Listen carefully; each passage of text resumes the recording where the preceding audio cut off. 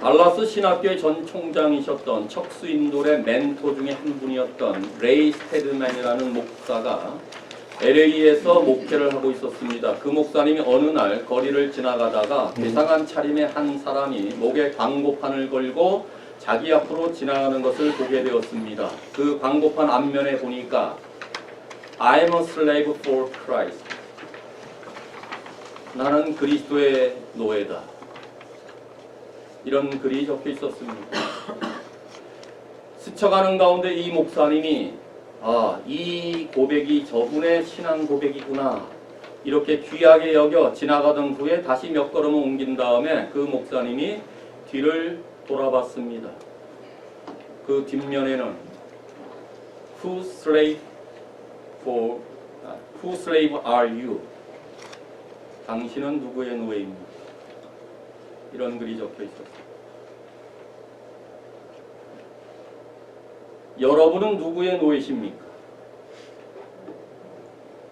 이 시대를 사는 우리에게는 이런 질문은 상당히 괴상한 질문일 것입니다.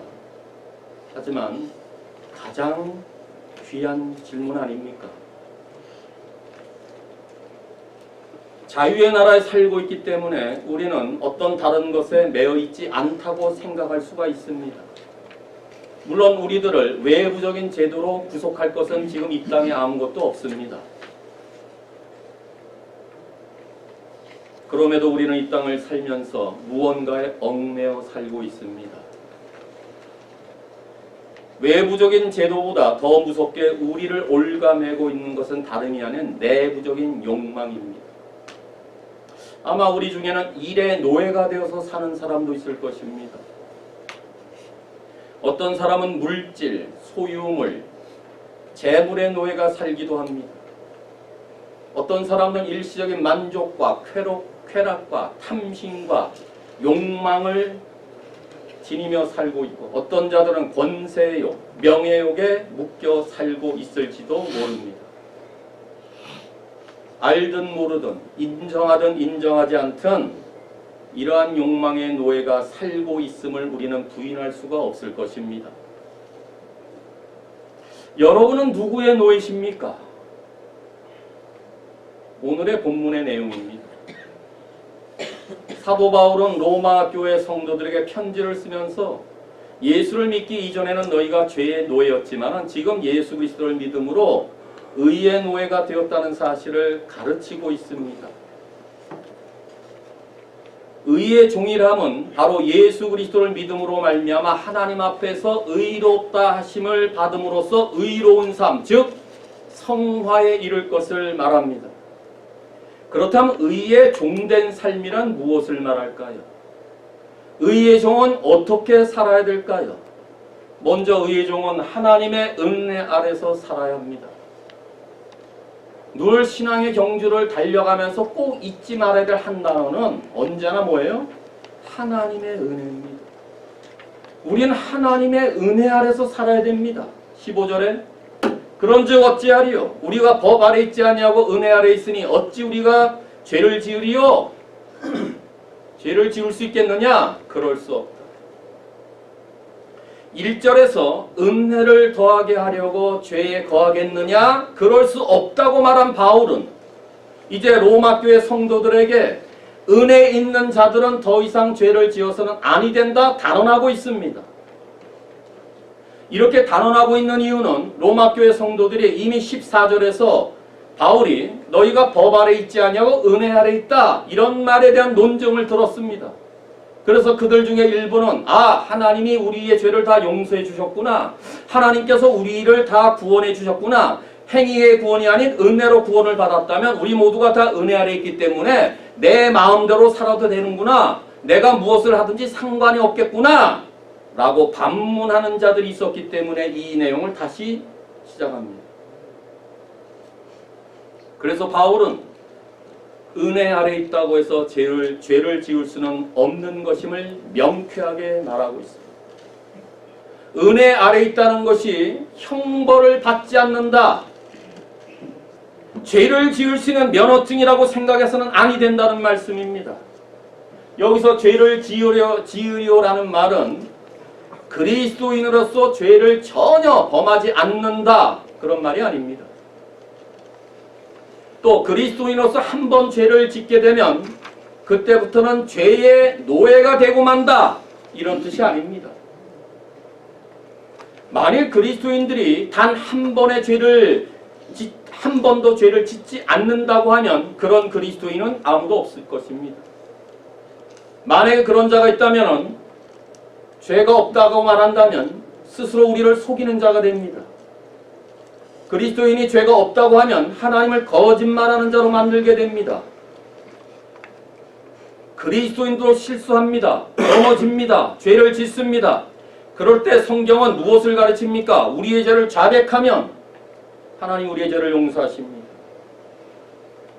그렇다면 바울이 죄를 지으려라고 했을 때 죄를 짓는다는 말은 과연 무엇을 말할까요?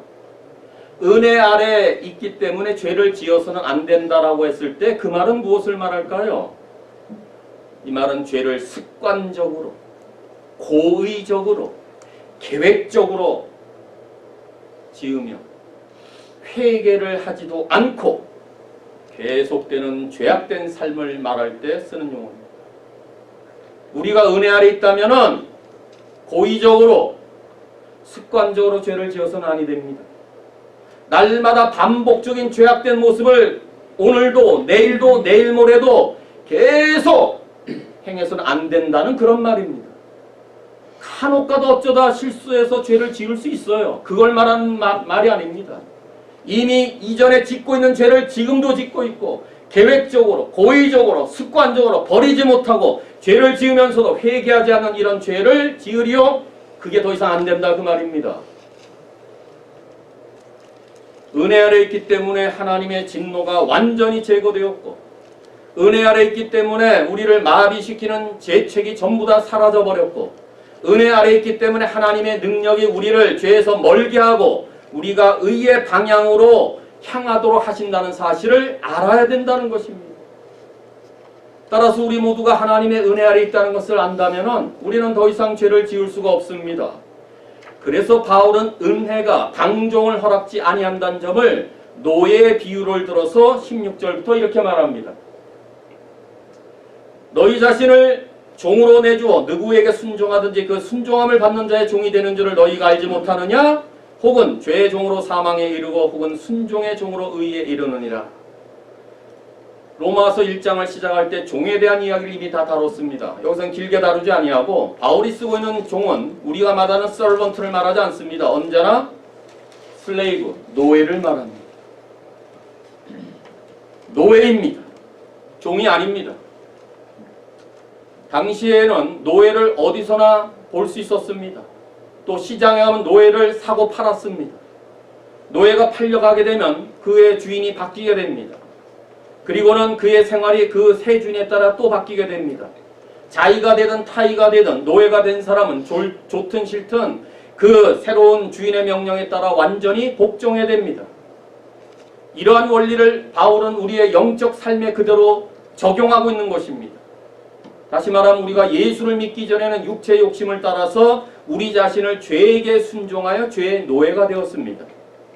그러나 우리가 예수를 믿은 후에 우리의 주인이 죄가 아니라 그리스도가 됩니다. 그런 의미에서 사람은 죄의 노예가 되든지 하나님의 일꾼이 되든지 둘 중에 하나입니다. 둘 다 아닐 수가 없고 둘이 다 일 수가 없습니다. 두 개 중에 하나입니다. 우리는 세상에 살면서 죄의 노예가 되든 아니면 그리스도의 노예가 되든 두 주인을 동시에 섬길 수가 없고 하나에 속하게 됩니다. 이 사실을 말하면서 바울은 알지 못하느냐? 종의 비유를 들면서 이걸 너희가 알지 못하느냐? 반문하고 있는 거예요. 이 말의 암시는 뭘까요? 이미 로마 교회 성도들은 지금까지 말씀했던 바울의 논리는 이미 다 알고 있었다는 거예요. 그러면 15절과 16절을 이렇게 말하는 거예요. 바울이 로마 교회를 향해서 여러분들은 누구의 소유인지 알고 계십니까? 혹시 여러분의 주인이 지금 누구인지 착각하고 있는 거 아닙니까? 전에는 마귀가 여러분들의 주인이었지만 지금은 예수 그리스도의 소유이며 그리스도가 우리의 주인이 아닙니까? 그런데 여전히 옛 주인은 죄의 종노릇을 하면 말이나 됩니까? 새로운 주인이신 예수 그리스도를 따라 사는 것이 마땅한 일 아닙니까? 그러니 은혜 아래 있다고 죄를 지어서 됩니까? 결코 안 됩니다. 지금 이걸 말하는 것입니다. 우리가 구원을 받았다는 것은 새 주인을 바꿨다는 것인데 엄밀히 하면 바꿔주신 거겠죠. 구원을 받았다는 것은 주인을 모시는 것으로부터 자유로울 수가 없습니다. 그 말은 새 주인이신 그리스도 앞에서 내가 마음대로 사는 게 아니라 새 주인이신 그리스도께 순종하며 사는 것입니다. 이게 종의 비유를 통해서 말하는 거죠. 옛 주인에게 복종하고 새 주인에게 하듯이 구원받아서 새 주인을 그리스도로 모신다면 방종하는 삶이 아니라 그 그리스도께 순종하는 것이 아니냐, 이걸 말하는 거예요. 분명히 우리는 하나님의 은혜로 신분이 달라졌습니다. 노예가 아닌 자유인으로, 더러운 창기에서 거룩한 신부로, 죄인에서 의인으로 신분이 바뀌었습니다. 은혜 아래 있기 때문에 이젠 더 이상 죄가 우리의 주인이 될 수가 없습니다.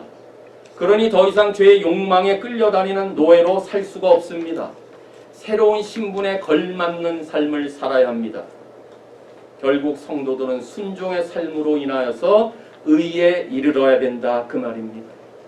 이것은 입술로가 아니라 머리로만 생각하는 게 아니라 우리의 삶의 순종을 통해서 우리 모두가 그리스도의 노예임을 확실하게 드러내야 됩니다. 입술로 얼마든지 할 수 있어요. 오늘도 들은 말씀 머리로 얼마든지 생각할 수 있어요. 이것이 의에 순종하는 게 아니라 듣고 아는 이 말씀을 삶의 구석구석에서 드러내어야, 무엇을? 내가 그리스도 노예라는 사실을 드러내야 이게 의의 종으로서 살 수 있는 삶을 말합니다. 가능할까요? 가능합니다. 왜요? 하나님의 은혜가 이 진리를 깨닫게 하시고 하나님의 은혜가 이 진리를 깨달은 것을 실천할 수 있는 원동력이 되고도 남기 때문에 의의 종된 삶은 가능하다, 그 말입니다. 그래서 하나님의 은혜가 그렇게 중요한 것입니다. 따라서 바울이 나의 나 된 것이 하나님의 은혜로 된 것이라고 고백했던 것처럼 우리 모두도 죄와 허물로 죽었던 우리 한 사람 한 사람을 은혜 아래 있는 사람으로 만들어주신 그 하나님의 은혜에 더욱더 감사하며 그 은혜를 이번 안에 잊지 아니하고 의의 종으로 죄로부터 자유함을 얻고 누리는 이런 삶의 한 해가 이어지기를 간절히 바랍니다. 우리가 하나님의 은혜로 의의 종이 된 것을 확신했다면 이제 어떻게 살아야 됩니까? 두 번째, 의의 종은 하나님의 말씀에 순종하며 살아야 합니다. 순종하며 살아야 됩니다. 17절 18절 하나님께 감사하리로다. 너희가 본래 죄의 종이더니 너희에게 전하여 준 바 교훈해 본 마음으로 순종하여 죄로부터 해방되어 의에게 종이 되었느니라. 17절과 18절을 잘 읽어보시면 사람은 누구에게 순종하느냐에 따라 두 가지 삶의 방식이 나눠진다는 것을 알 수 있어요. 17절에는 죄의 종, 18절에는 의의 종, 이렇게 됩니다. 그러니 사람은 누구를 막론하고 죄의 종 아니면 의의 종 둘 중에 하나에 소속됩니다. 바꾸어 말하면 우리를 소유하고 우리의 삶을 지배하는 세력이 두 개가 있다, 그 말이에요. 하나는 죄의 권세자 마귀를 상전으로 삼는 경우가 하나 있고, 의의 권세자 예수 그리스도를 섬기고 있든지 둘 중에 하나라는 사실을 또 말합니다. 그런데 그리스도인은 죄의 종에서 해방되어 의의 종이 된 사람들이 아닙니까? 의의 종이 된 사람들은 예수님을 개인의 구세주와 주로 섬기며 고백하며 순종하게 됩니다. 그래서 오늘 여기까지 우리가 왔습니다. 그런데요, 마귀를 주인으로 섬기고 있는 자들은 그렇지 못합니다. 여러분 전도를 하면서 하루 전도하게 될 때 뭐 무슨 말을 해도 설득이 안 되고 뭐 감언이설로 뭐 별의별 말을 안 해도 너무 화가 날 정도로 반격을 하게 되면 저는 가끔 이렇게 써요. 예수를 믿지 않는 자에게 당신의 주인은 마귀입니다. 어떡할까 그러면? 펄쩍 뜁니다. 마지막 수단이 이거예요. 처음부터 그렇게 말해서는 아니 되지만은 계속 공격적으로 반격적으로 대적하면 당신의 주인이 마귀입니다. 한번 해보십시오. 펄쩍 뜁니다. 듣기 싫어서 싸우려고 덤빕니다. 왜입니까? 그들은 마귀의 종이라는 비극적인 사실을 알지 못하기 때문에 그런 거예요. 간교한 마귀에 그들은 지금 속고 있기 때문에 그런 거예요. 이 사실을 요한복음 8장 44절에서 알 수 있어요. 예수님께서 유대인들에게 너희가 너희 아비 마귀에서 났기 때문에 너희 아비의 욕심을 따라 너희도 행하고 있지 않느냐. 예수를 믿지 않는 유대인들에게 그의 아비가 마귀라고 예수님이 직언을 해버렸어요. 유대인들이 하나님을 모르는 자입니까? 하나님을 잘 알고 있는 자예요. 그런데 그들의 원래 소속이 어디입니까? 죄의 종로를 하고 있었지요. 죄의 종로로 했단 말은 마귀가 그의 아버지였다고 말하는 거예요. 하나님을 비록 알았다고 하는 유대인들에게 예수님이 이렇게 가혹하리만큼 이렇게 말하는 거예요. 예수를 믿지 않는 유대인들. 그러자 유대인들이 어떻게 합니까? 48절. 귀신 들렸다. 너희 아버지가 마귀가 아니냐? 라는 예수님의 말씀에 반격하여 귀신이 들렸다. 거꾸로 이렇게 말해요. 귀신이 들린 놈들은 그들인데 거꾸로 예수님을 귀신 들렸다라고 말합니다. 그 다음에 이어지는 본문을 보면 그들이 돌로 예수님을 죽이려 죽는다. 그러므로 하나님의 통치하심을 거절할 때 그것은 사탄의 지배하에 들어가는 것이고 결국은 마귀의 종이 되고 마는 것입니다. 그런데 바울은 이 기가 막힌 논리를 말하기 전에 7절을 시작하게 될 때 처음에 하나님께 감사하리로다 라고 시작하고 있습니다. 무엇을 감사하고 있을까요? 아마도 바울은 로마 교회 성도들이 이전과 다른 변화된 삶을 살고 있는 것에 감사했을지도 모릅니다. 그러나 제 생각으로는 로마의 성도들이 본래 죄의 종이었던 그 성도들이 죄에서 해방되어 의의 종이 되게 해 주셨음을 감사하고 있습니다. 어떻게 알 수 있을까요? 17절 중반절에 너희가 본래 종이었던, 이렇게 바울이 한 말을 통해서 그들은 이미 이전에 죄의 노예였다는 사실을 확인하고 시작합니다. 그 과거형입니다. You who were once slaves. 이미 너희가 과거의 종이었다. 그런데 의의 종이 되었기 때문에 그는 그의 논리를 펼치기 전에 잠깐 너무나 감사해서 하나님께 감사합니다 라고 시작하면서 그의 논리를 뒷받침하는 것입니다. 이전에 죄의 종이었던 사실, 그야말로 죄의 노예는요, 자신의 힘으로는 주인을 바꿀 수가 없어요. 죄의 노예는 자신의 능력으로 죄로부터 해방될 수가 전혀 없어요. 일생 동안 매어 살게 돼 있습니다. 일생 동안 마귀의 종노로 하며 살 수가 밖에 없습니다. 자기의 노력이나 수고로 절대 해방되는 것이 아닙니다.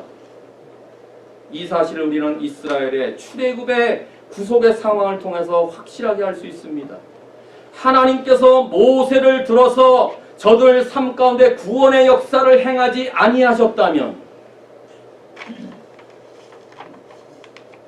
하나님께서 430년 동안 애굽에 종살이했던 그들 자기 백성에게 전혀 상관하지 아니하고 한 구원자를 보내서 저들을 해방하고 구원하지 아니하셨다면 이스라엘의 구원은 불가능했던 것입니다. 마찬가지 논리입니다. 바울이 로마 교회의 성도들이 이미 이전에 죄의 노예였었는데 의의 종이 되게 한 것은 전적으로 하나님이 하셨다. 그래서 하나님께 감사하리로다라고 말하는 거예요. 가능케 하게 하신, 죄의 종에서 의의 종으로 가능케 하게 하신 하나님의 그 놀라우신 사랑과 그리스도의 십자가의 은혜에 감사를 하고 시작하고 있습니다. 따라서 우리도 죄의 노예였었던 나를 자유케 하시려고 보혈로 우리를 값을 지불함으로 사셔서 그리고 해방시켜 의의 종이 오늘 되어 이 자리에 계신다면 우리의 남은 세월은 하나님의 사랑과 그리스도의 십자가의 은혜에 평생 감사하며 살아야 합니다. 바울은 이에 멈추지 아니하고 죄의 노예였던 로마 교회 성도들이 어떻게 의의 노예가 되었는지에 대한 과정을 17절 하반절에 이렇게 설명합니다. 너희에게 전하여 준 바 교훈의 본을 마음에 순종하여 의의 종이 되었다. 로마 교회 성도들은 죄의 노예가 되어서 하나님께 이미 버림을 받아 영원한 지옥불에 꺼져 들어가는 영원한 지옥불에 들어가게 되는 그런 자들이었습니다. 그랬던 그들에게 누군가가 전하여 준 복음, 교훈의 본을 마음으로 믿고 마음으로 순종하여 이제 의의 종이 되었다. 이렇게 된 것입니다. 같은 논리가 우리에게 적용됩니다. 하나님의 복음이 나의 것이 되기 위해서는 누구든지 이 단계를 반드시 거쳐야 되는 거 아니겠어요? 우리가 오늘 이 자리에 어떻게 나오셨어요? 누군가 우리에게 전하여 준 복음을 듣고 이 자리에 나왔습니다. 교훈의 본들을 마음으로 받아 마음에 순종한 의의 종이 되어 오늘도 의이신 하나님을 찬양하고 있습니다. 그러니 의의 종이 되기 위해서는 반드시 복음을 들어야 됩니다. 바울은 이미 에베소서 1장 3절에서도 그 단어를 동일하게 쓰고 있습니다. 에베소 교회 너희도 진리의 말씀 곧 너희의 구원의 복음을 듣고 라고 말했습니다. 그럼 바울이 사용했던 교훈의 본, 이 말을 쓰고 있는데 본은 스탠다드입니다. ESV는 더 스탠다드 티칭으로 번역하고 있습니다. 본은 표준을 말합니다. 기준을 말합니다. 하나님의 말씀의 기준이 뭘까요? 변하지 않는 것을 말합니다. 변개될 수가 없는 것을 말합니다. 아니 변해서도 아니 되는 것입니다. 그것이 무엇일까요? 복음입니다. 진리의 말씀입니다. 그런데 로마교회 성도들이 변하지 아니하는 복음, 결코 변개될 수 없는 하나님의 진리의 말씀을 그들이 마음으로 받아 순종하여 의의 종이 되었다라고 말합니다.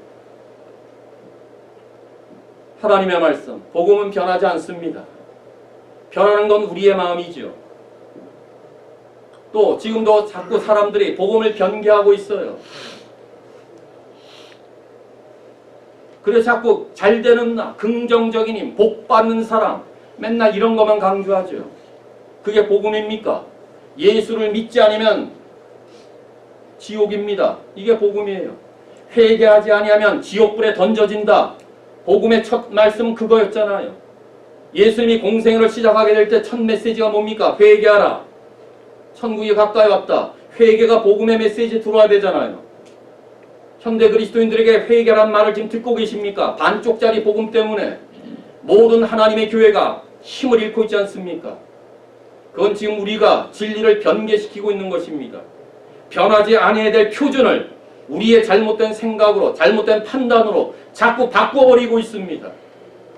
그러나 오늘날도 이 표준, 이 본을 지켜야 하고 반드시 전해야 합니다. 교훈의 본을 자주 전하여 죄의 종에서 해방된 기회를 우리 모두가 제공해 주어야 마땅하지 않겠습니까? 그런데 이 복음을 마음으로부터 믿을 때에 우리 삶 속에 진정한 믿음이 생겨 순종하게 이르게 되고 그 결과 이 복음을 들은 자들은 죄로부터 해방될 수가 있는 것입니다. 진리에 순종하게 되면 죄의 문제가 해결됩니다.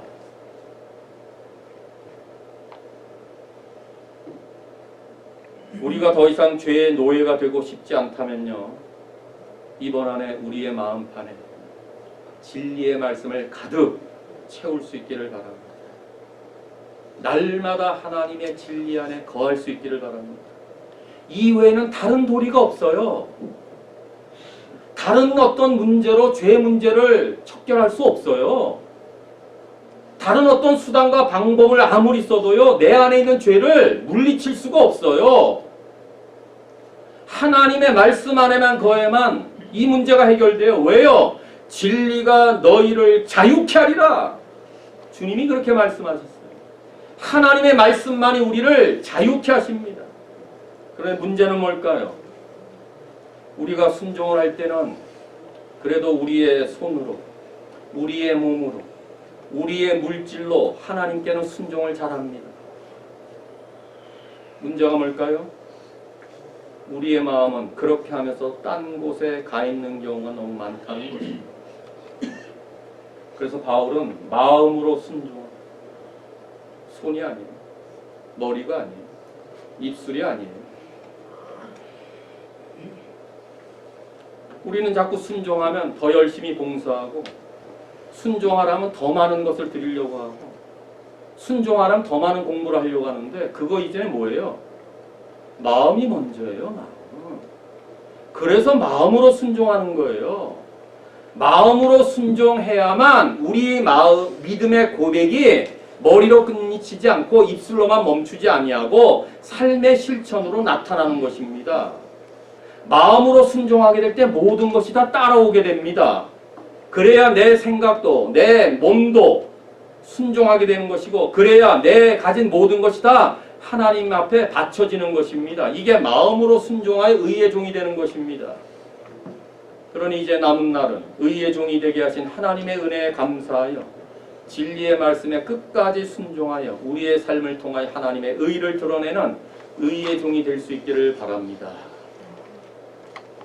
마지막으로 의의 종은 자신을 들여 거룩함에 이르러야 합니다. 바울은 하나님 앞에서 의롭다함을 받은 사람들은 은혜 아래 있기 때문에 진리를 알고 깨달은 이 말씀을 바른 삶을 통하여 어떻게 살아야 되는지를 19절에서 말합니다. 그 마지막이 거룩함에 이르라는 말입니다. 의롭다함을 받은 사람들이 이 진리를 알고 깨달았다면 바른 실천을 해야 되는데, 그 바른 실천은 거룩함에 이르라, 이 말입니다. 바울은 지금 6장을 말하면서 성화에 이르기 위해서 계속적으로 이 진리를 가르쳐 왔습니다. 3절에서 알지 못하느냐라고 하면서 깨달음이 없이는 성화가 이르지 않는다는 단어를 3절부터 시작합니다. 11절에는 여길지어다라는 말씀을 통해서 이 깨달은 이 말씀을 결단할 것을 권하고 있습니다. 그리고 지금 13절에 와서는 자신을 드리라라고 하는 단어를 통해서 온전한 실천을 통하여서 행할 것을 가르치고 있었습니다. 그것이 오늘 본문엔 거룩함을 이루라로 또 바뀌어지고 있습니다. 이것이 바울만의 가르침이겠습니까?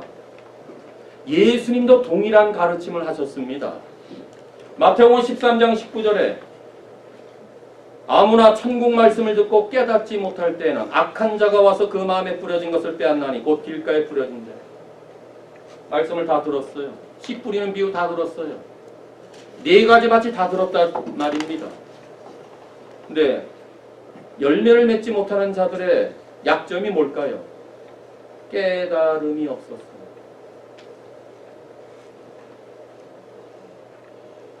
깨달음이 없으면 오늘도 마음판에 떨어지는 천국의 말씀을 다 잃고 맙니다.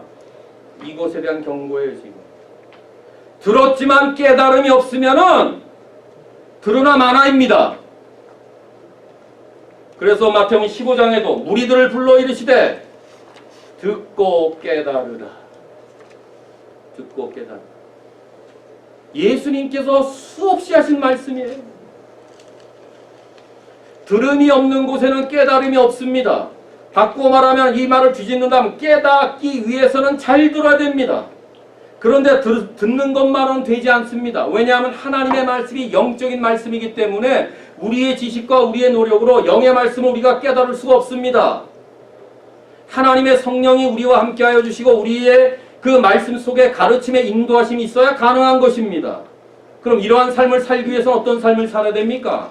쉼 없는 기도를 통하여 하나님의 성령이 내가 말씀을 읽고 듣고 깨닫게 하게 될 때 도와달라고 하나님께 부르짖어야 된다 그 말입니다. 그래서 말씀과 기도로 거룩하여지며 말씀과 기도가 우리 신앙생활의 양날개가 될 수밖에 없다는 논리입니다.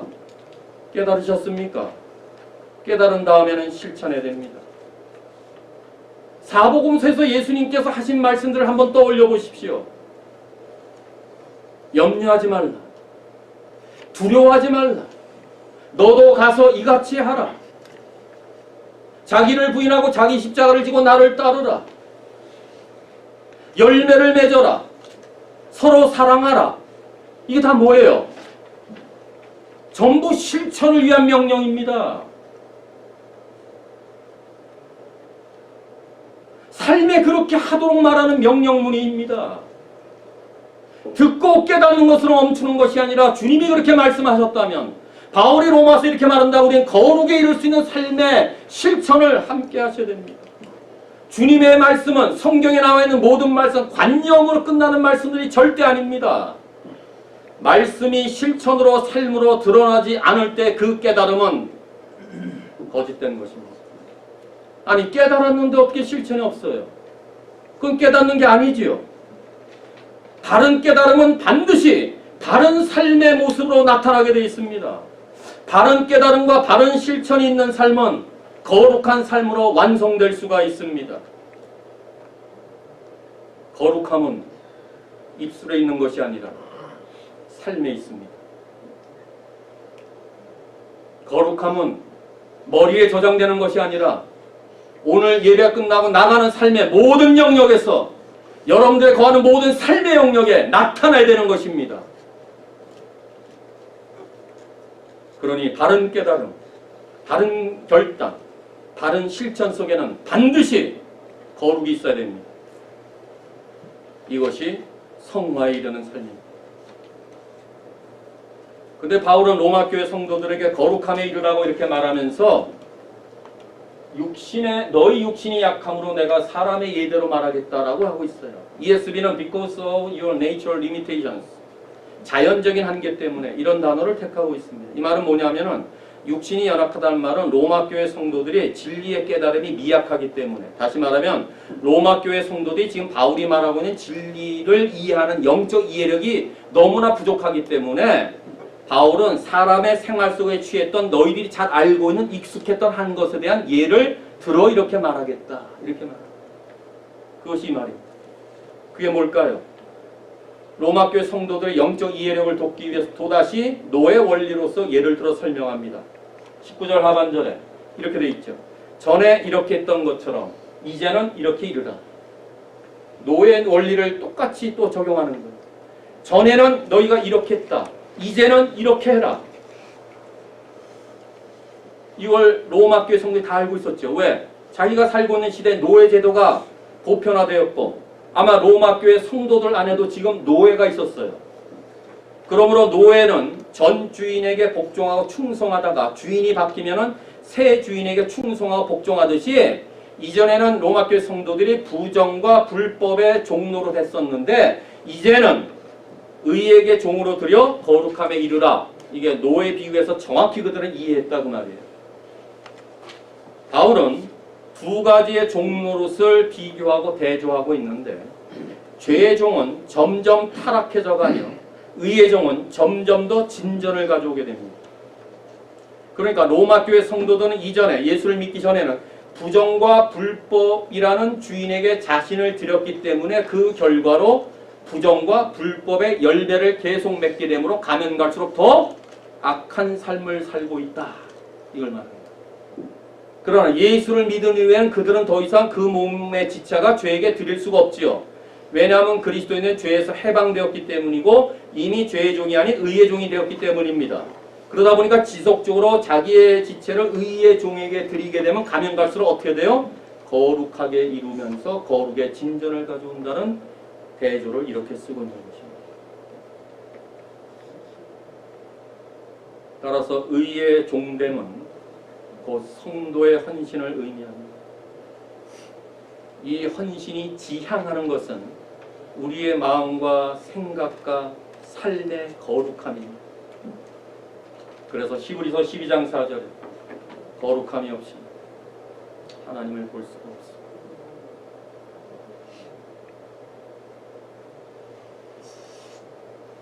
샤킹한 말 아니에요? 주일에 오면 하나님 볼 수 있어요? 그런 말 하는 거 아니에요? 헌금 많이 내면 하나님 볼 수 있나요? 그거 아니죠. 이 성경이에요. 거룩함이 없이는 하나님을 볼 수가 없어요. 그러므로 구원받은 성도들은 자기의 지체를 의에게 종으로 내주면 내줄수록 거룩함에 이릅니다. 그러니 믿음의 경주에서 언제나 중요한 것은 거룩함에 이르는 것입니다. 교회에 와서 예배를 드리는 자가 얼마나 많은가가 중요한 것이 아니라 예배를 드리는 우리의 삶에 얼마나 거룩이 있느냐가 중요하다 그 말입니다. 하나님의 은혜로 하나님을 날마다 닮아가는 그런 사람들이 모이는 교회가 참으로 거룩한 공동체가 아니겠습니까? 하나님의 관심은 우리가 얼마나 많은 것에 봉사를 했느냐, 얼마나 많은 성경 공부를 했느냐가 아니라 우리의 거룩함에 있습니다. 하나님의 관심은 하나님이 거룩하신 것처럼 우리 모두도 거룩해지는 일에 있습니다. 왜요? 거룩은 하나님이 우리를 부르신 뜻이기 때문에 그렇습니다. 따라서 거룩을 잃어버리면 우리 모든 것을 다 잃어버립니다. 거룩이 없이 하나님을 보지 못하는데 다 잃어버리는 거 아니겠어요? 거룩을 잃으면은 다 잃어버려요. 따라서 남은 날은 하늘에 계신 아버지의 온전하심과 같이 우리의 모든 지체를 의의 종에게 내주어 하나님의 최고의 기준인 거룩에 이르는 삶이 되시기를 바랍니다. 사랑하는 성도 여러분, 인간에게는 죄의 노예로 혹은 의의 노예로 사느냐 두 가지 삶의 방식밖에 없습니다. 그런데 우리는 이전에 죄의 노예로 살았습니다. 죄에게 복종하여 부정과 불법을 저질렀습니다. 그때는 하나님에 대해서는 알지도 못했습니다. 의에 대해서는 관심도 전혀 없었습니다. 그래서 죄를 밥 먹듯이 했습니다. 결국 우리 모두가 사망에 이르렀습니다. 그런데 우리 모두가 지금은 하나님의 은혜로 말미암아 예수 그리스도를 나의 구세주와 주인으로 영접하여 우리는 죄의 노예에서 의의 사람이 되었습니다.